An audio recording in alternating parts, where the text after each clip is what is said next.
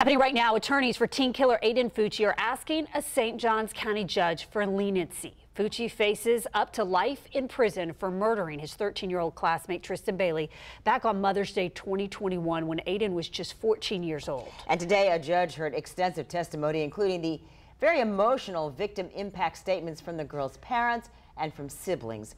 On your side, Jessica Clark has been following this case for us. She joins us live now from the St. Johns County Courthouse. Jess, there were a lot of emotional statements read this morning.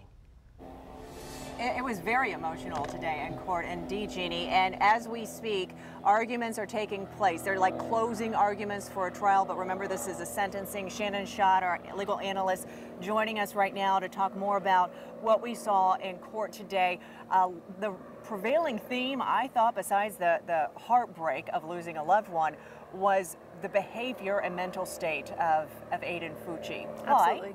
Absolutely. Yeah, that's one of the factors that the judge is considering is his then existing mental state. And, you know, certainly in addition, they're talking about the failures of the community around him and the lack of intervention.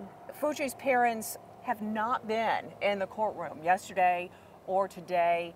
Does that make an impression with the judge? Can he even consider that? Certainly, he's going to consider the community, again, around Aiden Fucci and what was going on in his life. But, you know, he wasn't necessarily given all of his parental supervision in his lifetime out of custody, and that's certainly a factor the judge will consider as well. And, you know, we did hear his grandmother speak, and that was the first time I think we've heard from a member of Aiden Fucci's family. She testified, and I mean, the way she describes the family, everything was good. The kids were spoiled.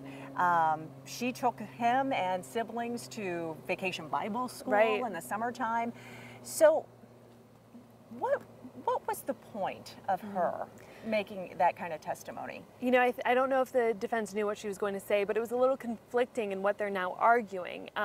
You know, certainly we do not want him to be raised by social people in prison rather than loving parents. You want that argument that you're able to make through the testimony to be that his home life was not good. So I think ultimately it was to express the sympathy and the effect on the Fucci family and to have some sympathy for them as well. And so you're saying the defense would, I guess, have a greater defense, if you will, strategy if his home life had been so bad, and they could say, hey, judge, look at this poor kid grew up poor without anybody taking care of him. Right, or but abused. That was not the testimony we heard today. That was in the testimony. He's not really absolved from any sort of responsibility because ultimately he had a good home life, and so there's not really, the answer to why is not being answered by the defense. Okay, all right, well, it's very interesting. We're listening to the two attorneys wrapping things up, which may answer a couple more questions that we have for our 6 o'clock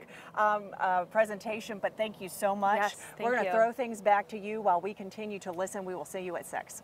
Thank you very much. Our live team coverage on the penalty phase continues throughout the week. We expect another day of hearings and testimony with sentencing possibly to be handed down on Friday, or at least by Friday.